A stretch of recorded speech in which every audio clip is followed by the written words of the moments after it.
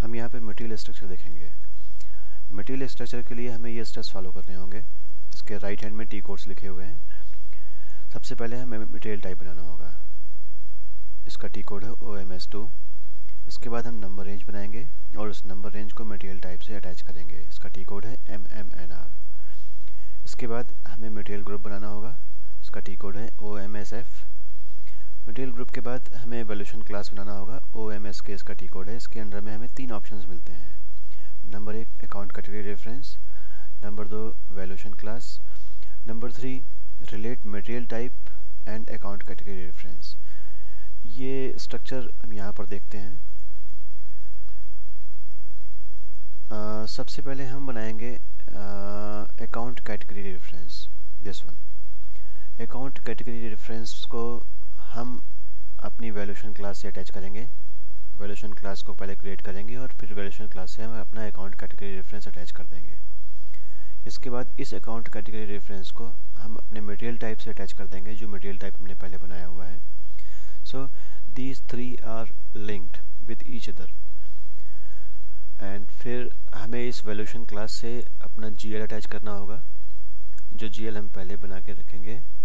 OBYC setting में OBYC T code के through हम इस GL को इस वैल्यूएशन क्लास से अटैच कर देते हैं। और ये मटेरियल जब हम इस मटेरियल टाइप के थ्रू एक्सटेंड करते हैं, जब हम कोई मटेरियल बनाते हैं through the T code MM01, किसी मटेरियल टाइप को हम सब सेलेक्ट करते हैं। इस मटेरियल टाइप को जब हम सेलेक्ट करेंगे तो ये मटेरियल इनडायरेक्टली इस GL से अटैच होगा। आप देख रहे हैं ये स्ट्रक्चर जिस तरह से ये क्रिएट किया गया है, ये सब आपस में क्लोजली लिंक्ड है। ये OBYC सेटिंग यहाँ बताई गई है, जो मैंने स्ट्रक्चर यहाँ पर दिखाया GL। इस GL को अटैच करने के लिए हमें इस OBYC सेटिंग के थ्रू जाना होगा। इसके बाद अल्टीमेट थिंग MM01 के थ्रू हम मटेरियल मास्टर स्ट्रक्चर क्रिएट करेंगे। इसे क्रिएट करते हैं। सबसे पहले हम क्रिएट करते हैं मटेरियल टाइप OMS2, OMS2।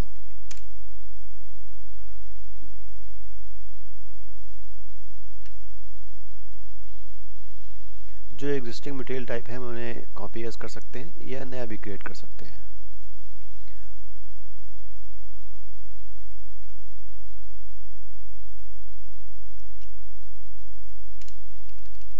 हम इस ROH को कॉपी एज करते हैं। सेलेक्ट करके कॉपी एज या F6 प्रेस करेंगे। इसका नाम रख लेते हैं NROH। SAP रिकमेंड करता है कि आप किसी भी चीज़ को कस्टमाइज़ करें तो Z प्रीफिक्स अटैच करें इसमें, बट यहाँ पर Z से पहले ही कोई मटेरियल क्रिएट किया जा चुका है, इसलिए मैं आपको एग्जांपल देने के लिए मैंने N अटैच कर दिया है। बट SAP रिकमेंड करता है X और Y और Z। रॉ मटेरियल N, ये मैंने नेम चेंज कर दिया है रॉ मटेरियल N, जिससे हमें ये पता लग पाए कि जब हम मटेरियल टाइप देखें तो हमें पता लग जाए कि ये रॉ मटेरियल N जो हमने क्रिएट किया हुआ है। ये वो व्यूज़ हैं, जब आप मटेरियल क्रिएट करेंगे तो ये व्यूज़ आपको डिस्प्ले होंगे। नॉर्मली रॉ मटेरियल में सेल्स व्यू की ज़रूरत नहीं पड़ती है, इसलिए हम इसको हटा देते हैं। इस मटेरियल टाइप के लिए एक्सटर्नल परचेज ऑर्डर बने या ना बने, इसे हम यहाँ से सेलेक्ट करेंगे। External purchase order allowed. Internal purchase order बने या ना बने, इसके लिए हम यहाँ पर चेक करेंगे इंटरनल परचेज ऑर्डर और अलाउड। इसके बाद ये अकाउंट कैटेगरी रेफरेंस है जो हम आगे चल के चेंज करेंगे। हम यहाँ से भी चेंज कर सकते हैं और मैं दूसरा जो टी कोड बताऊंगा उसके थ्रू भी हम चेंज कर सकते हैं। दोनों का मतलब एक ही होता है।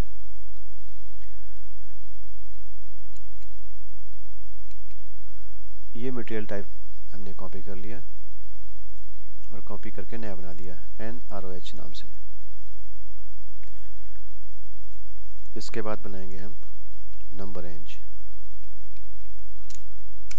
MMNR का टी कोड है, इसके थ्रू हम जाएंगे।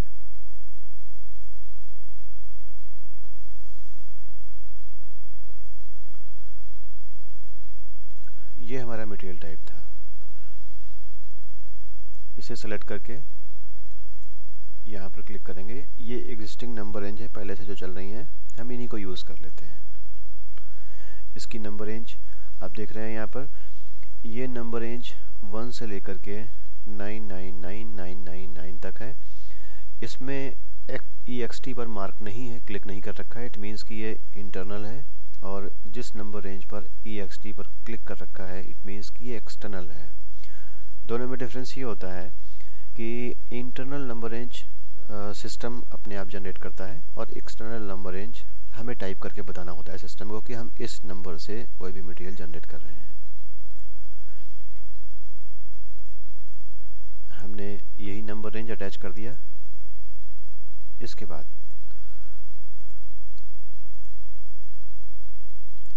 हमें बनाना होगा, ये काम यहाँ तक हो गया है। मटेरियल टाइप क्रिएट हो गया है, नंबर रेंज क्रिएट हो गया, उससे रिलेट हो गया ये मटेरियल टाइप से। इसके बाद हमें मटेरियल ग्रुप बनाना होगा। तो the T code OMSF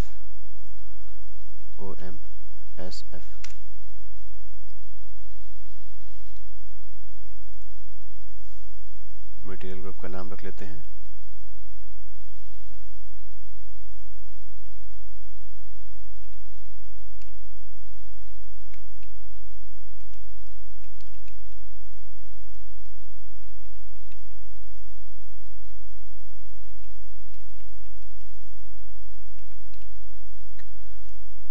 packing RM।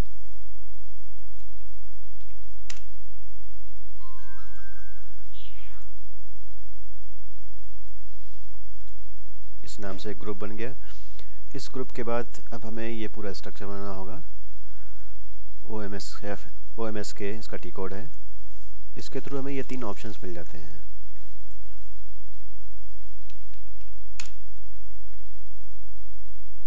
सबसे पहले हमें अकाउंट कैटेगरी रेफरेंस बनाना होगा।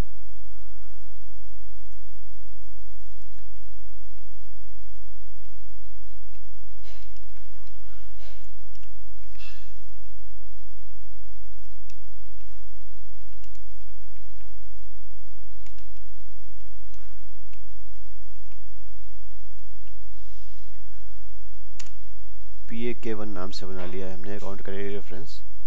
और इस अकाउंट कैटेगरी रेफरेंस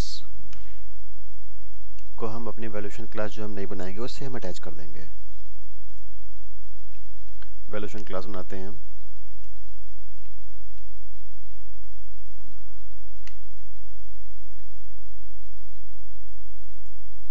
PKVL नाम से बना ले रहे हैं।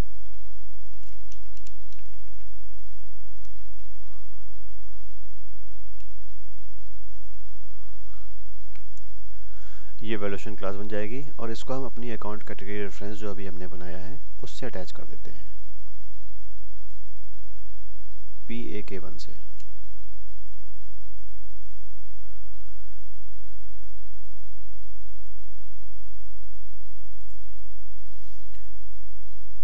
हमारे अकाउंट कैटेगरी रेफरेंस बन गया और वैल्यूएशन क्लास बन गई और इस वैल्यूएशन क्लास से अकाउंट कैटेगरी रेफरेंस अटैच हो गया है। अब इस अकाउंट कैटेगरी रेफरेंस को हम अपने मटेरियल टाइप से जो हमने अभी बनाया है उससे हम अटैच करेंगे।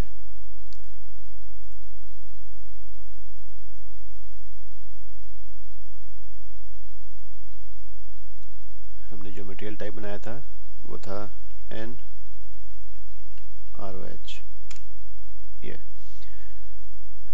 ये अकाउंट कैटेगरी रेफरेंस हम यहाँ से भी चेंज कर सकते हैं और मैंने आपको दिखाया था जब हम मटेरियल टाइप क्रिएट कर रहे थे वहाँ से भी हम चेंज कर सकते हैं।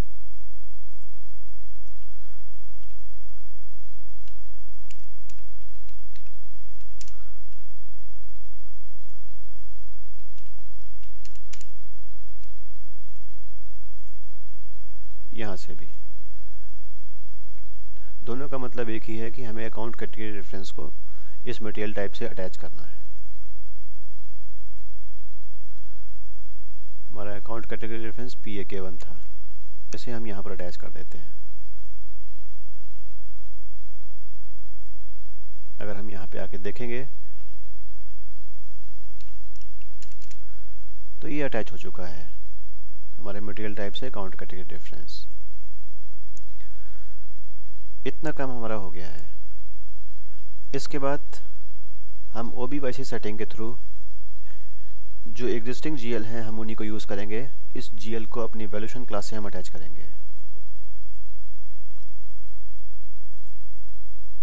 OBYC सेटिंग, यहाँ जाते हैं, इस पे हम BSX की ले लेते हैं। जब भी हम परचेज़ करते हैं तो इन्वेंट्री पोस्टिंग के लिए BSX की यूज़ होती है। हमारा चार्ट ऑफ अकाउंट INT है, इसमें हमारी वैल्यूएशन क्लास हम यहाँ पर लिखेंगे और जो GL हम चाहते हैं अटैच करना वो हम GL यहाँ पे अटैच कर देंगे। वैल्यूएशन क्लास हमारी थी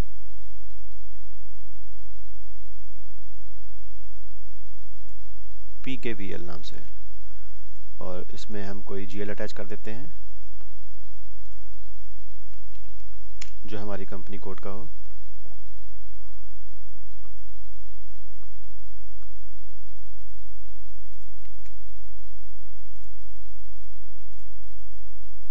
ये GL हमने यहाँ पर अटैच कर दिया। अब जब हम मटेरियल क्रिएट करेंगे MM01 से, तो सिस्टम हमसे पूछेगा इंडस्ट्री सेक्टर, और इसके बाद पूछता है हम कौन से मटेरियल टाइप का मटेरियल क्रिएट करना चाहते हैं। यहाँ पर हम वही मटेरियल सेलेक्ट करेंगे, मटेरियल टाइप सेलेक्ट करेंगे जो मटेरियल टाइप हमने क्रिएट किया है, रॉ मटेरियल N। यहाँ पर वो व्यूज़ दिखाई पड़ रहे हैं जो हमने सेलेक्ट किए थे। वहाँ पे जिस टाइम पे हम मटेरियल टाइप क्रिएट कर रहे थे उस टाइम पे हम व्यूज़ सेलेक्ट करते हैं, और जो व्यूज़ हम सेलेक्ट करते हैं वही व्यूज़ हमें यहाँ पर अपीयर हो जाते हैं। ये व्यूज़ किस ऑर्गेनाइजेशन लेवल पे हम क्रिएट कर रहे हैं, प्लांट हमारा क्या रहेगा, इस मटेरियल का, और स्टोरेज लोकेशन क्या रहेगी।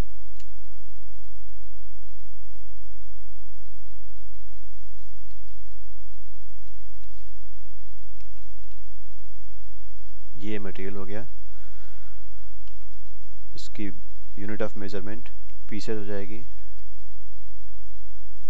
मटेरियल ग्रुप जो हमने क्रिएट किया था, हमने जो मटेरियल ग्रुप क्रिएट किया था वो हम यहाँ पर अटैच कर देते हैं, पैकिंग RM।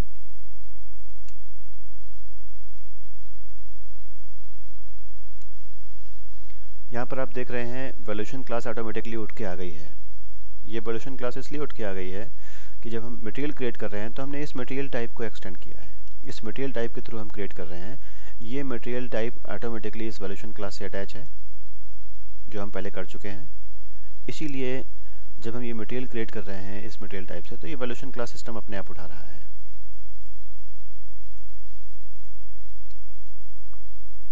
This one.